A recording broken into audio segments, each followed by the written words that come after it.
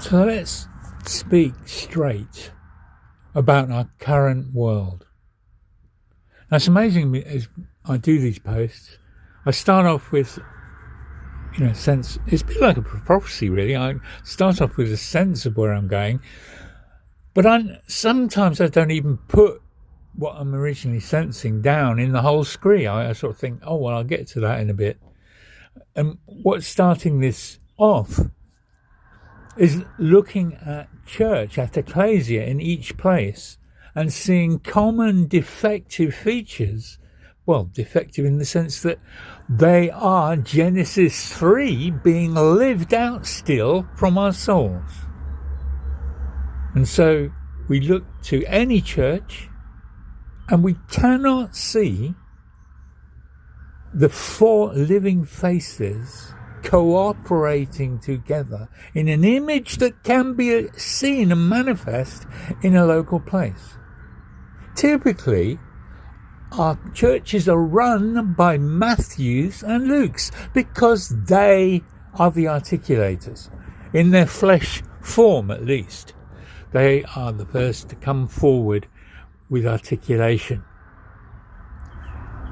We do know Mark's articulate because the book of Mark is there. It's terse, it's short, but in the spirit, Mark's can articulate. And the very interesting thing about this John Mark in the Bible is the last chapter is entirely on miracles, spiritual gifts, and that which everybody has forgotten and ditched and drained and thrown in the bin in the Western world. You have ignored a very whole chapter there. While, say, a group like the Catholics invent infant baptism from one verse and a sort of whole entity to do with the communion and become quite cultic, centered around that piece of furniture which is the table of showbread, just from virtually one verse and then verses that they say are about communion in John 6, which they aren't. They're clearly about manna. The manna is the word of heaven, word that comes down from heaven about daily living. There's no relation in John 6 to communion, to the Passover meal, Pesach meal. So I just throw all these things in. But so we look at churches and they represent the world system, the system under Satan, the system in the kingdom of darkness. It's pyramid run. It's hierarchically run. It's easy to go into that system. We're used to it, and it doesn't challenge our flesh. We never learn the single eye. In the last 100 years, we've learned some of the single eye through re-establishing a bit of 1 Corinthians 12 behaviours in church, in looking to the Holy Spirit and seeing the gifts manifest again. But we never get to the other diverses. So there's the diverse gifts. Then we should be getting to the diverse ministries, not one king pastor. And then, in excitement and building up of faith, we allow the Holy Spirit to come in and do direct operations of the Spirit across the congregation or in individuals, however it works. And I've seen some of this. I know what I'm talking about, but we always went back to the flesh. We always went back to pyramid. So let's speak straight about our current world. Church, surprisingly, is our go-to. If people who are focused on the one divine Lord and Creator, who have Him resident in their souls and spirits, have, like the first disciples, been baptized in the Spirit, and actively have some measure of Him in their midst at each gathering, if they cannot get it together enough to live in some kind of tabernacles, city on a hill entity like Jerusalem Church? What hope is there for people of only humanist perspectives or other faith beliefs that time and time again are shown to hook up still to principalities and powers? If the light in Christians is no greater than the darkness of Genesis 3 separation in every other soul that finds itself building another pyramid control network for stability, just like every other citizen in the world, well, how great must be the darkness? If that's the light, how great is the darkness? Myers-Briggs profile system, in use across world business, states that there are 16 identifiable blends of person. It's funny how God only required around 12 persons and never went into specifics about his creating of them as Jacob's sons or his choosing of them as the 12 disciples, other than tribe of Dan leaving early and Judas selling Jesus down the drain for money. But otherwise, these 24, and obviously Judas committed suicide, so they got in another apostle. These 24 are right now before the throne, interceding with the coming kingdom, as commanded to the disciples in the Lord's Prayer. Catholics, like Jews, attempt to build God's kingdom for him, using complex human systems in an Ishmael series of attempts that has a lot of might and power, but little or no Holy Spirit. And the same can be said for Pentecostalism and charismatic realms, once outside meetings. Book of Nehemiah shows that such a state outside Book of Ezra, outside the temple, is possible in prayer and warfare. Book of Acts shows that such a state is possible in prayer and spiritual warfare. It's important to restate that Jerusalem Church didn't fail, just like Jesus didn't fail.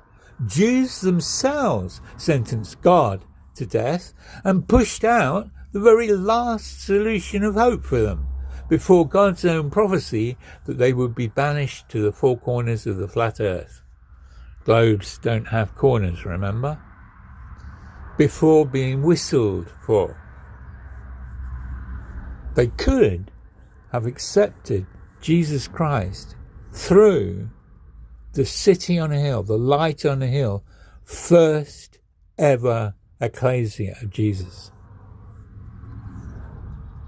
All the first ecclesia were Jews who had been part, in some measure or form, of crucifying God. That was the first church.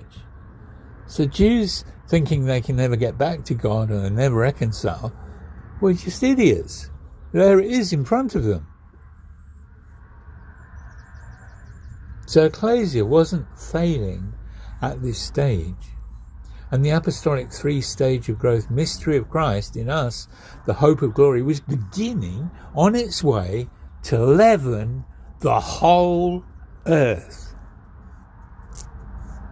European history, British history, and American history is stamped with something.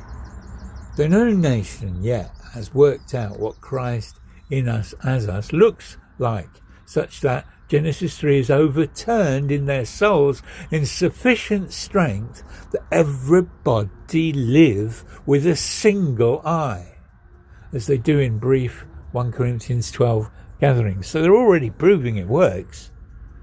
Regular gatherings every week.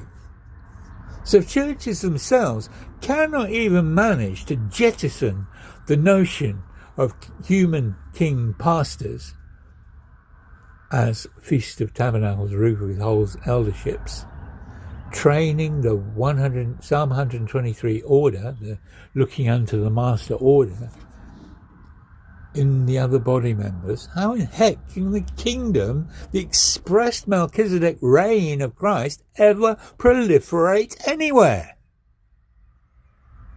Our proof documents of this reality remain the light on a hill, city on a hill, first church that Jesus built, and the protocol description of all that in 1 John 1. You can tell where everybody is at by the way they treat 1 John 1. They take verses from that chapter. It's a beloved chapter. They take verses from it, but nobody thinks in the context of the whole chapter. I don't hear anybody in 50 years, what is it? 54 years I've been a Christian. I don't hear anybody just reading 1 John 1 and really getting it. Jews and Catholics attempt to build by triumphalist human systems, as did Bob and Rose Weiner with their Republican right among university students, in no small way, 30 years on, contributing to the formation of TPUSA. Jesus, however, builds by the bouncy castle method. He inflates before setting in place.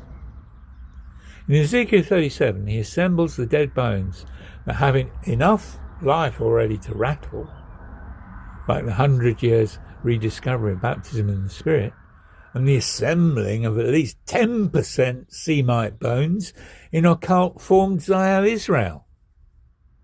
Then Jesus says, blow. Prophesy to the breath, saying, come from the four winds. Why four winds?